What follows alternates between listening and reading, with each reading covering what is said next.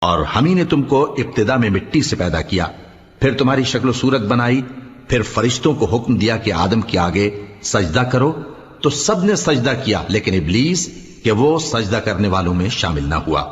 اللہ نے فرمایا جب میں نے تجھ کو بھی حکم دیا تھا تو کس چیز نے تجھے سجدہ کرنے سے باز رکھا؟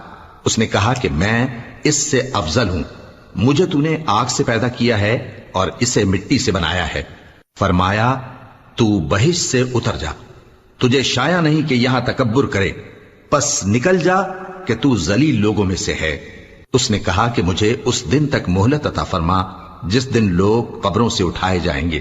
فرمایا اچھا، تجھ کو مہلت دی جاتی ہے۔ بولا کہ مجھے تو نے گمراہ کیا ہی ہے، میں بھی تیرے سیدھے رستے پر ان کو گمراہ کرنے کے لیے بیٹھوں گا، پھر ان کے آگے سے اور پیچھے سے اور دائیں سے اور بائیں سے غرض ہر طرف سے آؤں گا اور تو ان